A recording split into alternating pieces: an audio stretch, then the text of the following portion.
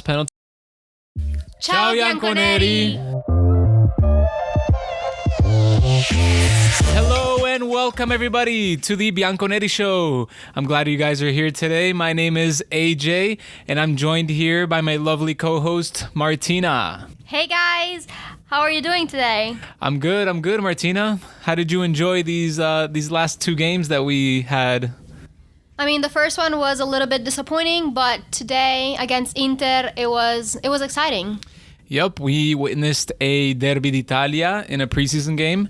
It was pretty interesting. It was fun to see the team get together for both Tottenham and Inter games, but we'll get a little bit more into that later. Today is going to be a very interesting and exciting podcast talking about the two games that we had in the past week and also some transfer news. Of course. It's always fun to talk about transfer news to see who's on the radar to join Juve or to leave Juve. Yes, exciting stuff coming up.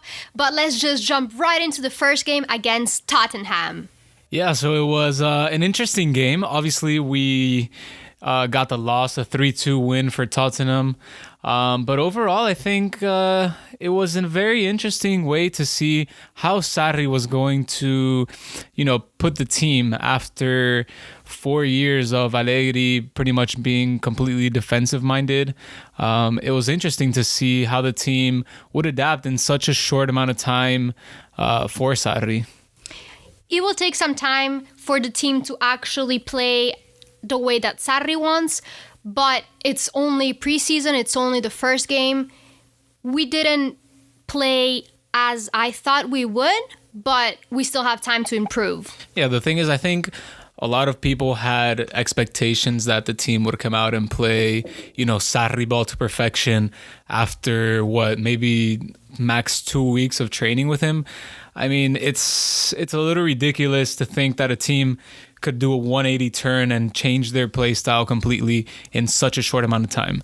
It's obviously going to take some time for these players to adapt. They have to change their complete, what they've been used to for the past few years under Allegri.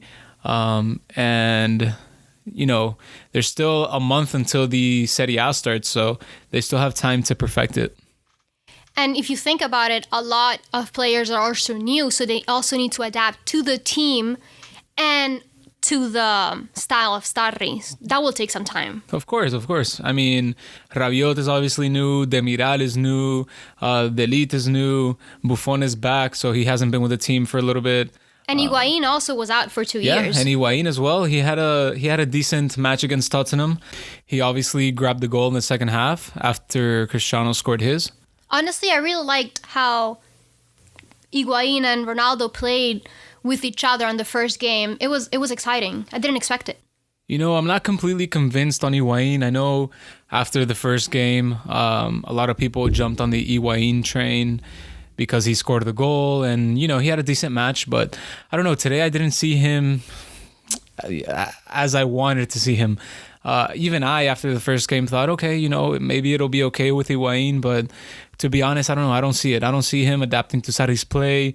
He's a little bit slow. He's not that dynamic player up front that we need. I agree with what you're saying, but if you think that when the team goes back to Serie A and we'll have that speed of Douglas Costa, I think that will help a lot with the slowness of Higuain. Yeah, but it also depends because let's say we play Higuain and Cristiano up top, that means that there's only place for one more. So we're going to have to choose between Bernardeschi, Dybala, Douglas Costa, it's going to be interesting. Well, Cuadrado as well. Whoever takes that number 9 role, I think, has to be a dynamic player, someone who can move, someone who can pass, someone who's fast to chase down a ball, and also someone who can pressure the defense because we've seen the past two games that Sarri likes to pressure the defense, and even today versus Inter at the beginning of the second half, we almost grabbed the goal just by pressing the goalie and pressing the defense in the back line.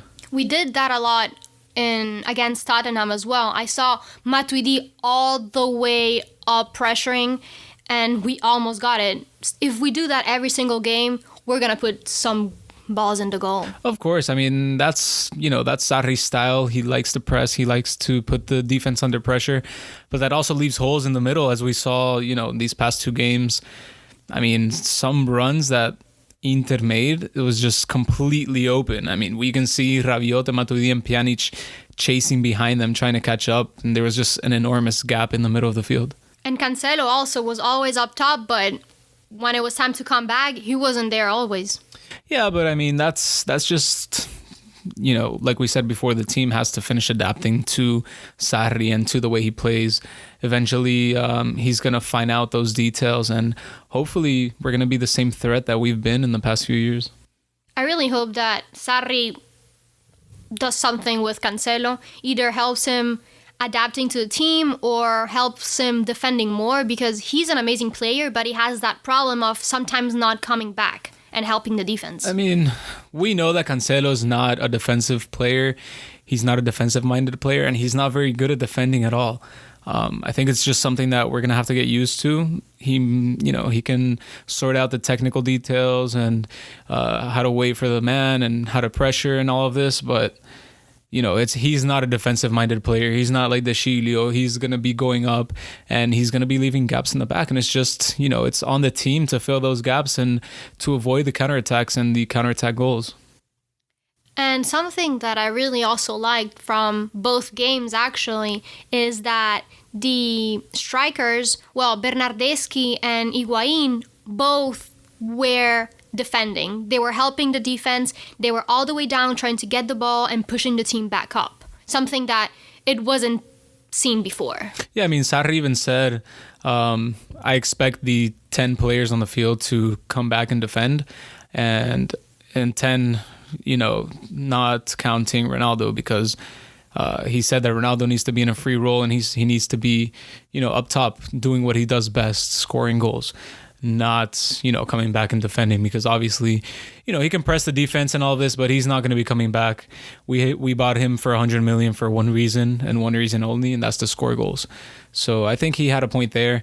But yeah, like I said, it's just for the team to adapt to Sarri's play and get used to the way he plays. For sure. And something that I personally really liked and was impressed is that both our goalies, instead of just throwing the ball, they were actually passing it to the defenders and actually being active in the game and not just throwing it up there. Yeah, I mean, Sarri's style, he likes to come out from the back passing the ball. I'm not gonna lie, I got scared a couple of times seeing Buffon coming out with the passes and Szczesny as well, but we see the pass around the back, and even today Conte tried to exploit that and pressure, but I think the team is doing well. I mean, we can see their passing abilities has increased a lot, apart from Matuidi, which today had a terrible first half. Even one pass he just threw into the stands, but against Tottenham he also didn't really play that good. Yeah, he's had a tough lacking. Few days. Today I read on Twitter that Sarri took him because he wanted to see, he wanted to test him out, see if he could adapt to his play, and I think 2 games was enough for him to realize that I think it's time for Matuidi to go. It is indeed. But yeah, I mean, Juve Tottenham, what did you think of the 2 goals that we scored? The first goal, Higuain's goal, was amazing. I loved how the entire team from De Sciglio to Ronaldo to Pjanic played together to score. Higuain just put it in the right way. Yeah, we saw an example of that Sarriball that everybody's been talking about. That tiki-taka. That tiki-taka style, passing the ball around and eventually getting, the striker one-on-one with the goalie, and boom, he slid it into the right side of the net. I think it took a deflection off of the defender, but regardless, it was a beautiful goal. Yeah, I'm so happy that he actually scored. He deserved it. Yeah, I mean, it's obvious that he had a tough year. 6 months at Milan and then 6 months at Chelsea. It wasn't his best. He couldn't get into form. But yeah, I'm excited to see where he ends up. I don't think he's going to stay at Juve. Obviously, Roma really want him, and Juve are keen on selling him. So I think he's going to end up at the Giallorossi. We'll see. We'll see. Do you want him to stay? To be honest, I didn't want it. And then when I saw him singing, he was just so happy, so excited to be back. And I mean, he's just pressing so much to stay. So maybe we'll do something good. I don't know. Yeah, but I mean, from a football standpoint, you know, can Higuain match the goals that maybe Icardi or possibly Neymar or Chiesa can put into the back of the net? Out of those three, I would rather have Chiesa, because both of the other two, Neymar and Icardi, just bring so many problems. Neymar with, you know, his scandals, and he gets just injured a lot, and Icardi bringing all the drama. Chiesa, he's just young and successful. So I think out of those three, I would rather have Chiesa, but I think it's going to be hard. So, I don't know. Yeah, I really like Chiesa. I think he has a bright future ahead of him. He's strong. He's hungry. He really wants to play the game, and he obviously really wants to come to Juve. Fiorentina's new management obviously doesn't want him to let him go. And I saw the pictures of him in New York yesterday with the team. He just doesn't look happy over there. I don't know why they insist on keeping him when they can, you know, make some money. Obviously, it's a team in reconstruction. So why not take the money and, you know, invest it into a player that's hungry, that wants to be there and will put his all. Usually when players stay, you know, without choice, they don't perform as well as they could. Yeah, I completely agree, but we'll see what happens. We'll see what happens. I just hope that the other two don't come and Chiesa will be the right person for us. I mean, but out of those three, there's no doubt that Neymar is the most talented. For sure, but also I don't think there's a high possibility of him joining Juventus. I mean, you never know. Dybala is reported that he's open to leaving and PSG are interested in him, so why not slide in a deal for him? Maybe, but the thing is that I don't want to spend that much money on a player like him. Well, there were reports that said that there was a possibility of a Dybala plus Matuidi plus cash swap for Neymar. I don't know, would you be open to that kind of swap? It depends on how much cash. I mean, if it's a couple millions, but if it's more than, 60, 70, then no way. Well, at what PSG are evaluating Neymar, I think it would probably be Dybala and Matuidi plus around 40 to 60 million, which is obviously a lot to give up for one player, but it would be a world-class player. I don't know. I'm still not convinced with this deal. That's fine. I mean, I actually put out a poll on Twitter to see what people thought about it, and 61% said yes to the potential swap. 34% no, and 5% said depending on how much cash. So, I mean, out of 61 votes, 61% said yes. I don't know. I think Juventini would love to see him in a Juve jersey. Okay, but what happens if literally after the fourth game he gets injured and bye-bye? Yeah, but I mean, that's the risk you take when you sign, such a high-rated player. Just like Delete, Delete cost us 75 million and he could, God forbid, get injured and, that's it. But yeah, I mean, who knows? Who knows what happens? Neymar is definitely a world-class player, but in my opinion, I don't see him coming, but we never know. Yeah, we'll see what the Juve management and Paratici surprises us with. Which obviously lately the Twitter world of Juve has been raving about. FFP is no longer financial fair play. It's now Fabio effing Paratici. What do you think about that?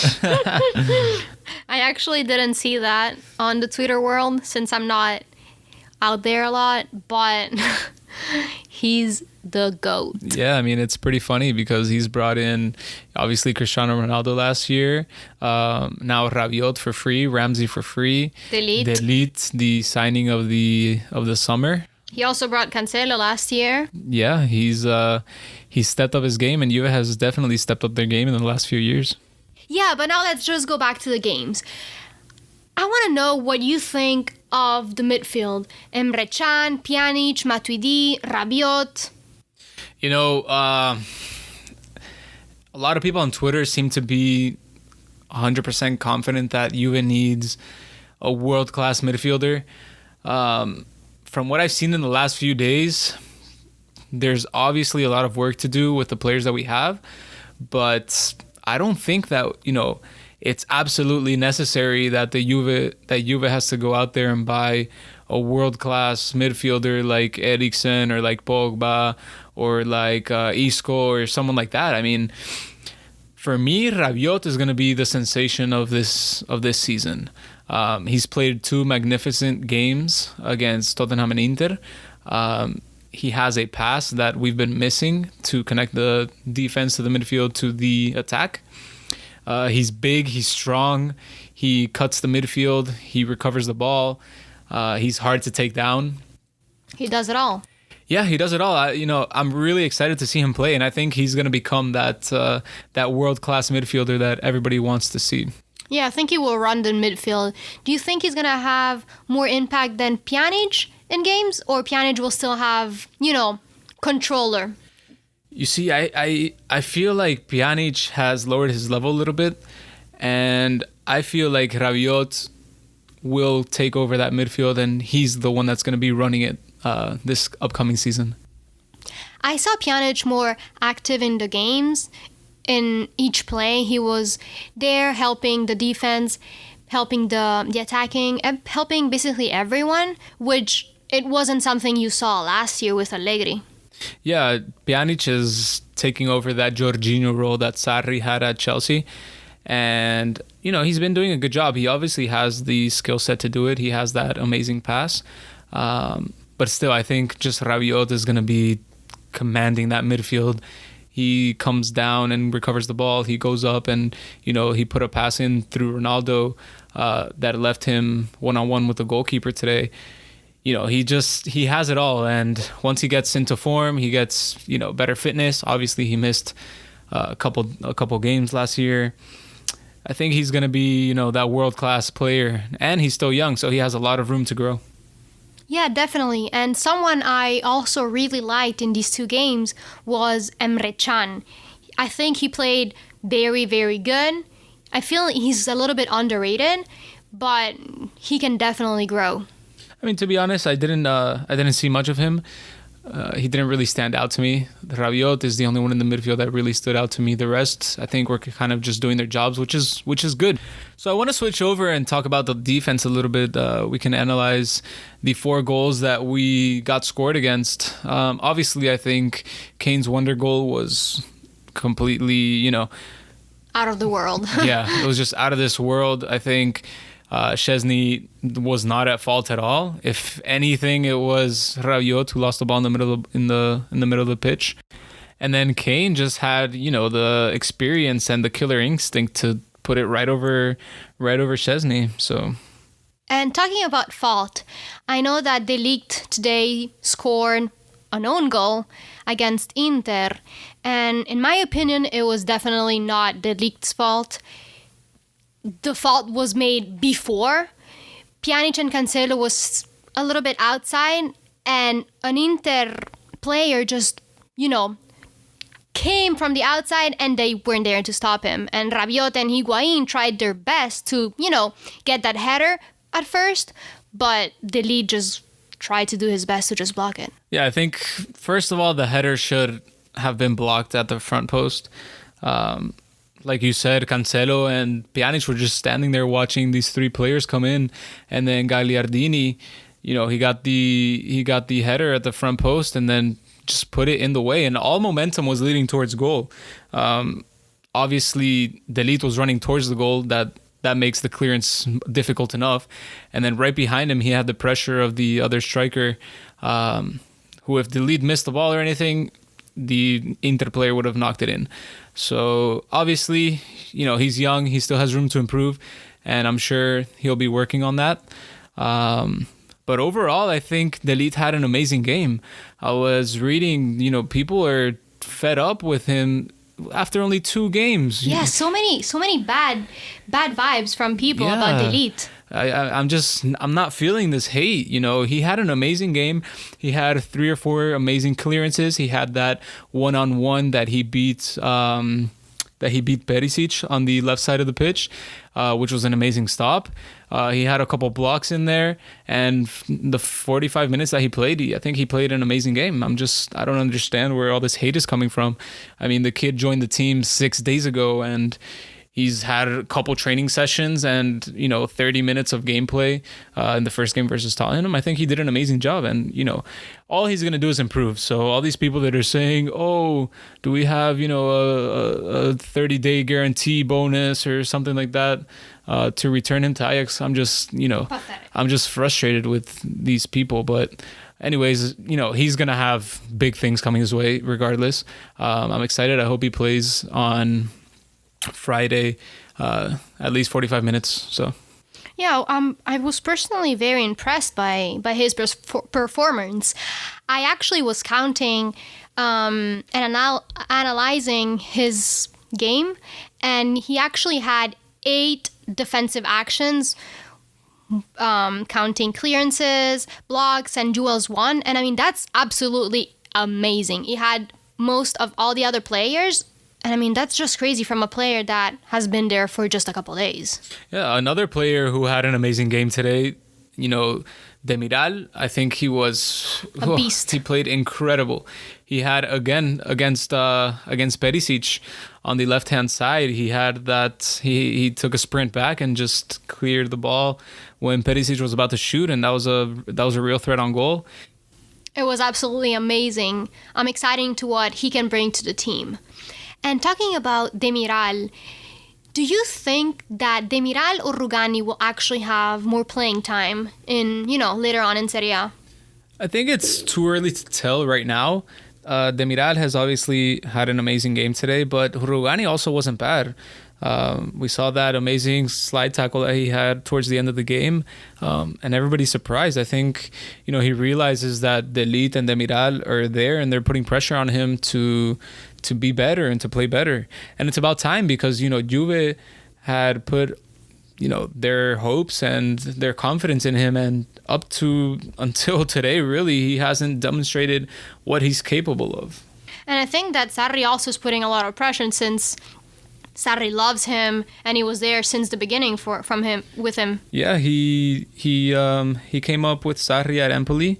And yeah, I mean, I guess we're just gonna have to see what Sarri's plans are, but I think whoever puts in the work and is gonna be playing better is gonna eventually get the starting lineup.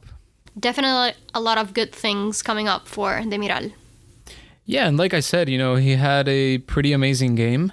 He had a couple clearances as well, and then to put the icing on the top of the cake and the cherry, he had the final penalty that, it looked like Juve were going to win the penalty shootout after Buffon.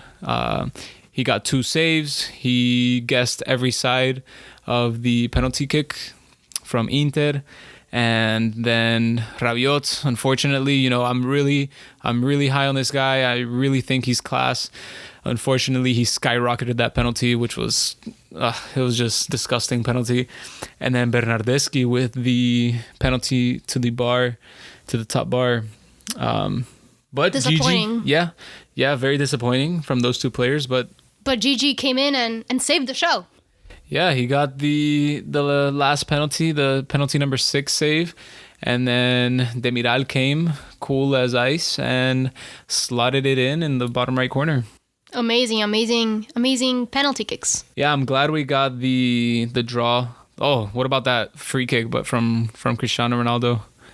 Finally, he made that free kick goal. Yeah, we've been waiting an entire year for this moment. It kind of sucks that it came in during preseason, but it came. It finally came. Hopefully, I accepted. I'm happy with it. Yeah, and against Inter, I mean, we can't ask for much more. Hopefully, this is the start of his free kick comebacks. Yeah, his comeback and free kicks. It's been a while since he scored one for a club. But overall, it was nice to get that extra point from the penalty kicks and also from the draw. Obviously, it's just a friendly tournament, but it's always nice to not lose to Inter, and the streak continues. It's always nice to bring those points home, mostly when it's against Inter. For sure. And speaking of Inter, what do you think about the possible Icardi deal? I heard that Napoli had offered 50 million to Inter today, but they want 80. I mean, as I said before, and I'll keep saying this, I don't really want to see Icardi at Juve just because of the drama he can bring. But 80 million, I think it's a little bit too much for him. I would accept a lower price, such as 50 or 60, but 80, it's a little bit too much for him. Yeah, 80 is definitely is way too much for Icardi. Overpriced. Especially since he wants to leave so badly, since Inter want him out. But Napoli are now putting the pressure on Juve. If Juve want him, they're going to have to go out there and maybe even pay the big bucks for him. If Icardi joins Napoli, I mean, there's going to be a lot of competition in Serie A this year. Yeah, Napoli are going to have a pretty stacked team. Inter, depending on who they bring in, are going to be, there's going to be 3 really good teams. And even Milan are starting to buy people. Now, their last, big rumor of Angel Correa for 50 million, that to me is a big move, for a player who is not that established. And apparently they also want James now. Yeah, I mean, now they're going to get into the race for James. From what I've read, Atleti pretty much have it wrapped up, but you never know. We saw last season, Malcolm was heading to Roma, and then Barcelona, they swooped in and just grabbed him. We'll see. It's going to be definitely an exciting season. Yeah, every year the Serie A is becoming more competitive, so it's going to be exciting to see it come back to the level that it once was. Yeah, I'm excited, but something that I'm not so excited about is Dybala leaving. Yeah, so Dybala, apparently he's going to have a talk with Sarri to see what Sarri's plans are with him, if he's going to be centered in those plans, where exactly on the pitch he's going to be playing. Sarri obviously came out the other day saying that he sees Dybala playing as a false 9, or right behind 2 strikers, which is another interesting comment that Sarri made. I don't know, but now reports are coming out that Dybala is open to leaving, and with Manchester United and PSG interested, it's going to be exciting to see what Sarri's plans are with him and if he's even in his plans. If we sell him, we can definitely get some big bucks in our pockets. Yeah, you were evaluating him at around 100 million. And if he goes, along with Mandzukic, Higuain, Keane, we're going to have to spend some money and bring in somebody big. Pogba, Neymar, Icardi, who knows? I don't know. There's been a lot of names, around the Juve squad. A lot of people want to come, especially now. Juve are a main game player in not only in the Serie A but in Champions League and all around European football. It's gonna be fun. Now everyone wants to be a Juve player. Yeah, I mean that's good, but we're gonna have to see who exactly fits into Sarri's game and all of that. The one transfer news that does have me kind of bummed out is the fact that Keane might be leaving to Everton. If we sort out a deal with an option to buy back, I would actually accept it because, and for the amount of money that Juve wants, because he can, at Juve he's not going to have that playing time, and if he goes to Everton, he will definitely play in Premier League with some amazing teams and grow a lot. Where at Juve, sadly, he's not going to have that playing time. Yeah, there's no doubt that the kid has talent. He demonstrated it last year with Juve in the few games that he was able to play. And he was actually the only player in Serie A to average less than 100 minutes per goal. he actually averaged 89.3 minutes per goal in the few games that he played, which is amazing. I mean, he also demonstrated himself in the U21 Euros. And yeah, I mean, I'm excited to see him get some playing time. Obviously, if Juve are able to sell him for that 40 million that they're evaluating him at, it's a big price. But if they're able to sell him with a buyback clause, I was reading that they were looking to buy him back around 50 to 60 million, which is, I think, a complete steal for Juve.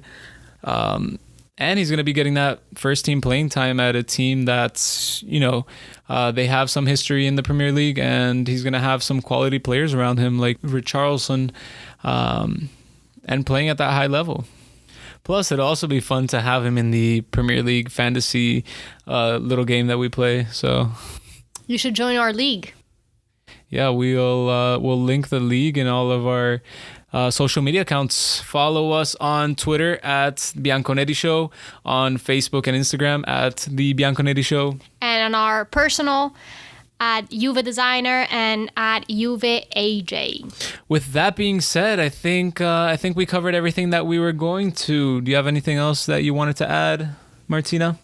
Nothing special, just let us know in the comments what you think, your feedback, and if you want to be our guest in the podcast, just message us directly or the Bianconetti Show, and we will be super glad to have you. Yeah, for sure. We already have some people lined up that have messaged us and they want to be on the podcast. So stay tuned for that. Of course, message us if you do want to be on the podcast. And one more thing, the next Juve match is against the K-League All-Stars. That'll be this coming Friday, July 26th at 7 a.m. Eastern Time, or 1 p.m. Italian time. So stay tuned for that one. We expect to see the same gameplay that we saw against Tottenham and Inter, kind of getting the physical of the players up, getting the tactics down, and seeing how well Sarriball can evolve. Let's give our predictions. My prediction is going to be a 4-1 Juventus. I think it'll be 2-0. I'm hoping the defense organizes and we're able to keep that clean sheet. And 2 goals from the man himself, Cristiano Ronaldo.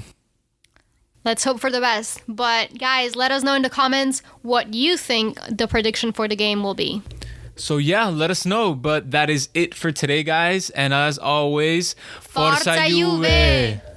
Thank you for listening. We'll see you on the next one. Ciao, Bianconeri!